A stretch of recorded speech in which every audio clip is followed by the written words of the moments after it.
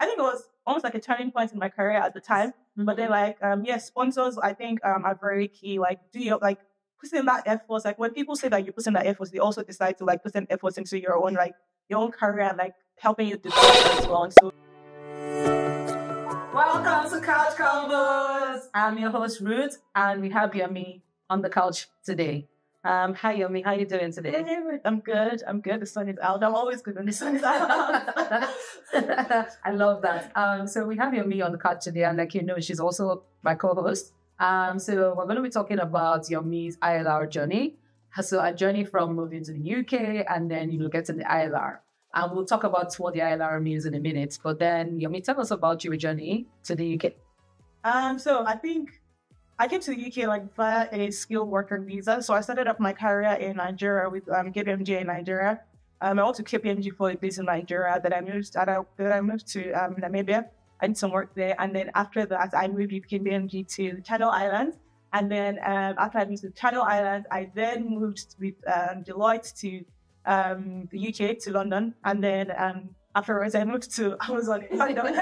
So I've been around the block a bit, but yeah, I think in summary, like that's sort of like the journey. It's exciting. A consultant, right? Nice, yeah. Amazing, and you've been with fantastic companies. So if you have any questions about those companies, come to the chat. Yomi is here for you. Yeah. So how did you decide to make that move? I know that you came with KPMG to Namibia and then to Channel Islands. So like what prompted that move to go with them from Nigeria to Namibia?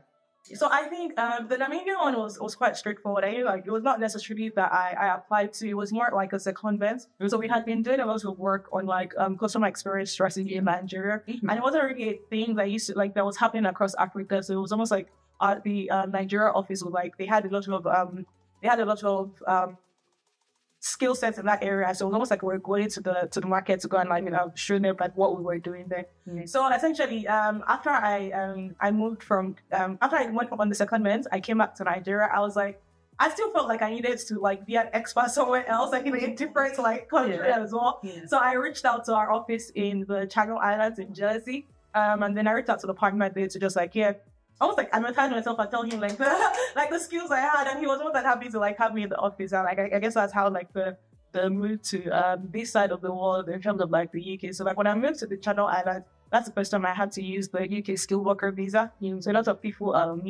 lots of people don't know that, but yeah, that's how I did it. Thank you for calling that out. To be honest, I didn't even know that the Channel Islands shares the UK skilled worker visa. So tell us about why that is, for Channel Islands. So if you have an opportunity in Channel Islands, don't be scared. You may as well talk about it.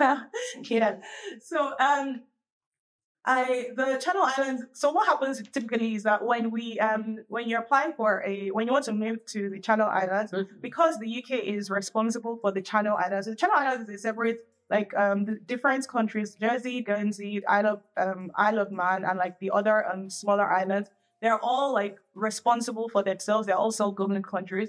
But what happens is the UK is responsible for the immigration in those countries. The UK is also responsible for, like, if it came to a war, to defend it as well. The UK is also sort of responsible for the Channel Islands. So that's why you have to channel your immigration requests and stuff through the UK. I think one interesting thing to actually call out is that even though you have to go through the UK, you still have sort of like a work permit in Jersey, but it's very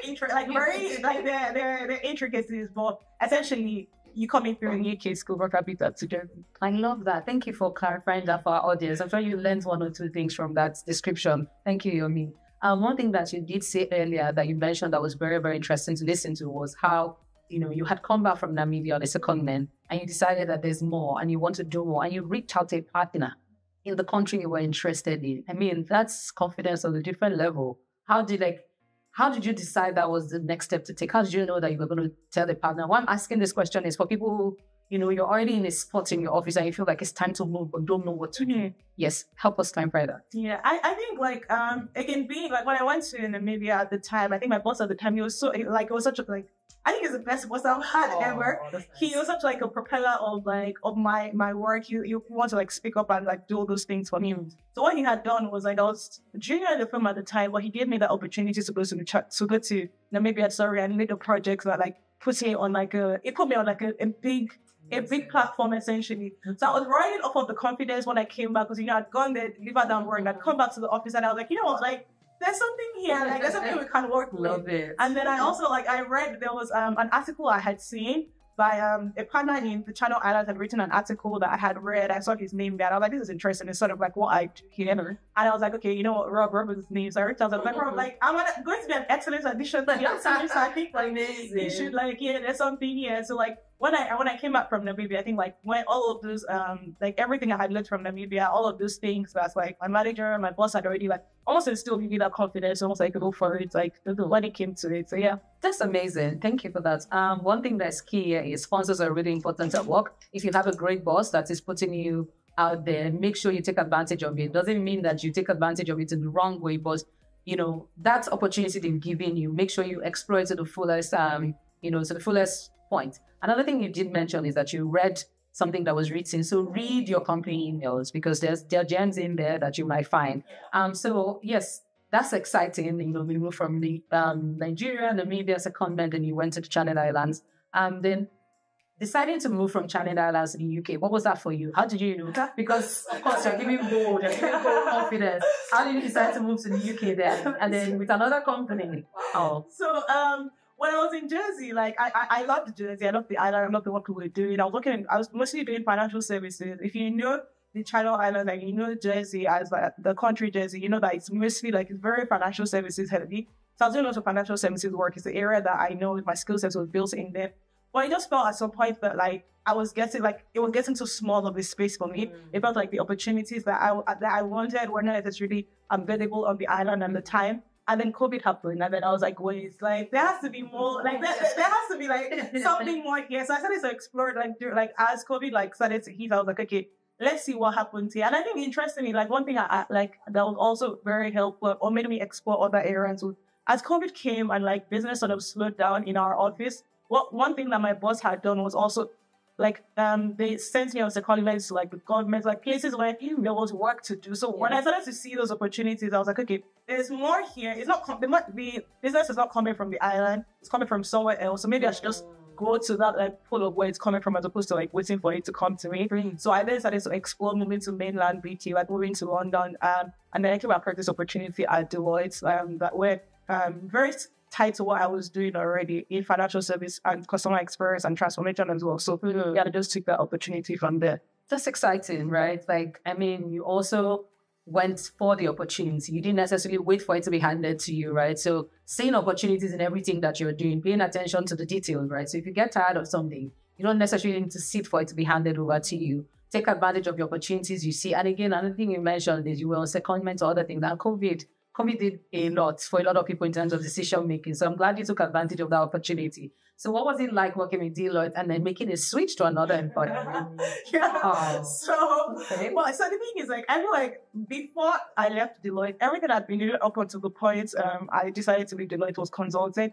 I felt that I'd done consulting for a while. I'd done consulting in like different like areas, so to speak. So I'd done like core strategy consulting.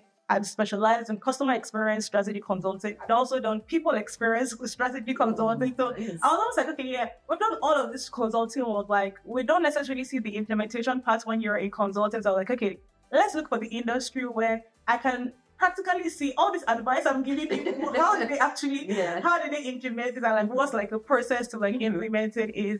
So then I decided to like look into the industry. Well, I think interestingly, at the time, the opportunity that I found wasn't necessarily tied to financial services where my skill set was, but then there was a lot of customer experience strategy in there. So I was like, again, there's still something I can learn here. Customer experience like cuts across like multiple industries. You don't have to be tied to financial services. So like what a customer expects like in financial services cuts across what they will experience in retail, whatever it is. So I was like, okay, let's see what's available in the industry within my skill set, but like just like implementing it somewhere that was like not in consulting. That's exciting. Your career seems like you sit back and you say, this is the next place I want to go. And like you always, review what you've done and then you want to build up on that experience. That's really, really great.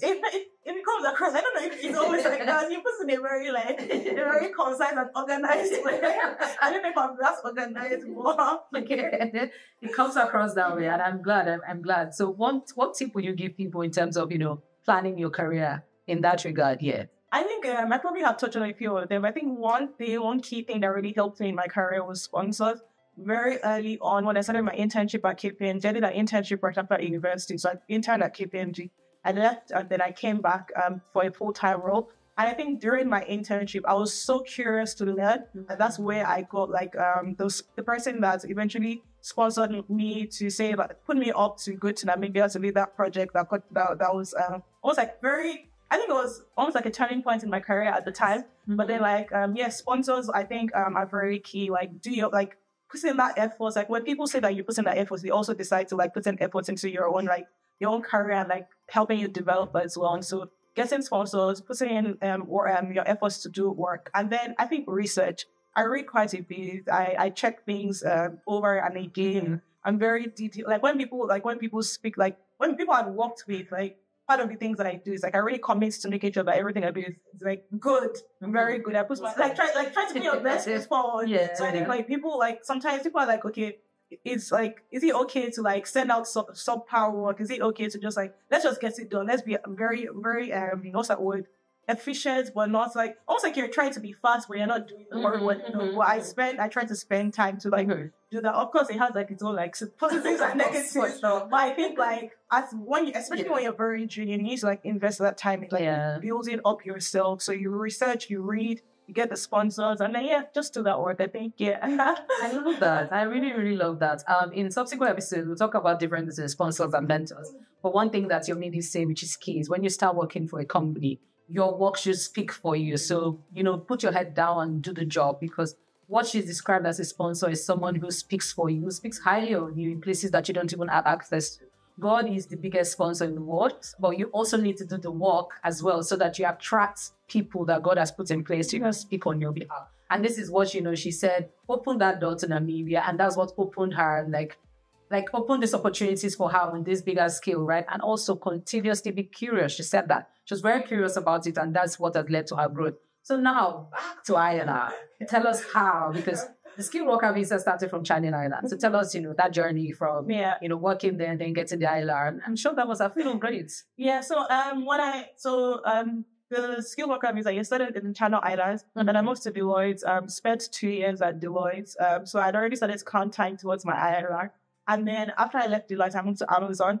And then I've been at Amazon now for about a year and a bit. And then I guess the 5-year time that is required for the ILR got completed when I was at Amazon. And then we applied for it. Luckily, the firm was sponsored for an immigration lawyer to support with the process. So it was it was a bit straightforward. But that's how we got to it. That's amazing. Congratulations. That's really exciting. That's that's the end of it, right? Yeah. I was saying to someone that when I got the email, I was in a meeting, I was having a conversation with someone, and then I got the email that your indefinite leave to remain in the UK has been approved.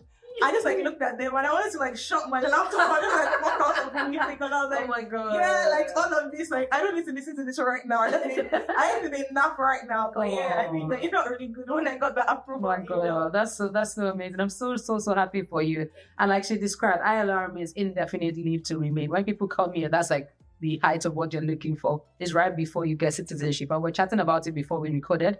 So this is really, really exciting. I'm so happy for you, Yomi. One thing you mentioned is the fact that you just had to do 1.5 years or something with Amazon before you got it. So that's key for our audience, right? Don't think you have to stay with one employer for the entirety of the 5-year period. Because if you notice, and that's why we went deep into her movement across different employers and then to the final company where she got the ILR rate. So tell us about that. What tip would you have for people who are scared of moving from an employer because they feel like no other one will, sponsor and stuff like that? So help us to, demystify that. Yeah, I think with everything, you don't know until you check. You don't know until you start to start the process on it. So when I first decided that I was going to leave KPMG in Channel Islands to move to London, I was I'm not going to have to restart this whole process.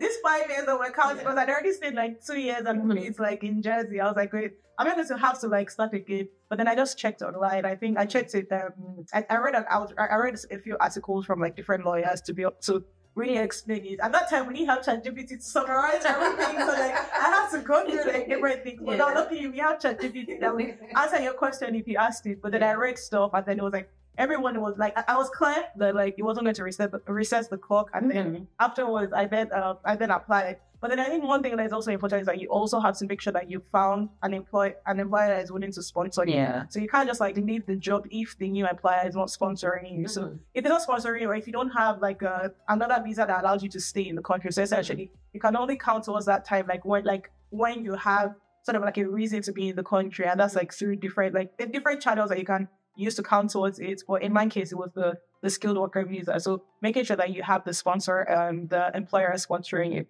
was very key. So they said getting employers to sponsor you. And then if you ask, like most times, typically, like this is a little trick that I do when I have interviews, and I don't have a lot of I don't do a lot of interviews just by like as a principle. But then when I do interviews, I always I don't talk about any like my visa situation at all. I don't even I don't think I would okay, I think sometimes they would ask it in the like when you're applying. Yeah. When it's like a cold call, like the LinkedIn application, they might not have asked it. But I don't talk about my visa situation up until like I've gotten like, but I'm like, oh yeah, by the way, like I hope you know that I actually need a sponsorship. And by that time they already like you too much, and they're like, oh yeah, I'm working out. They're like, oh sure, like yeah, we're sponsorable. That's a good thing, guys. Make sure I hope you learned that. That's a good thing. Something you said caught my attention. You say you don't do a lot of interviews by principle. What does that mean? Oh, so I try to like. I don't apply to multiple places. Like I try to be very like specific in the places that I apply to. I don't like blast out applications just because I don't like to interview. I just don't like interviewing. Yeah. So I try to like make sure that it's somewhere I would like to work that I applied. So I don't apply to multiple places. I can't remember how many. I think like I've only always just applied to like the companies that I'm interested in. Okay, that's good. I'm glad I caught that. But yeah, thank you, Yomi, for being there. What do you do in your spare time? In my spare time, I recently picked up tennis. I like playing tennis. That's fun for me. I also go to the theater a bit. I like to watch live plays. I like to go out to eat. I don't eat that much, but I just like to like experiment with food. So like I try like multiple like stuff. And my most favorite thing to do, I like to travel. I travel a bit. Yeah, I travel a lot. So I travel. Yeah. Okay. That's lovely. So I'm glad I got to interview you. I know there were co-hosts, but I'm glad that we have this conversation. Very insightful. And thank you for all of the tips that you shared. Is there any way you want people to find you? Actually, I guess like on LinkedIn. LinkedIn is probably like the easiest place to find me. My name on LinkedIn is Yomi Aboadico. You can find me, on LinkedIn. Thank you, Yomi. We're going to leave the email address for Couch Convos in the chat. So if you have any questions, feel free to send us an email or use the comment section, and Yomi will be going through it and providing like response. If you have additional questions for Yomi regarding the ILR, something that you probably didn't find clear enough from the conversation, I'm sure Yomi is happy to. And thank you for being with me today on the couch. Thank you for having me. I had a lovely time with you. I'm glad. See you in the next one.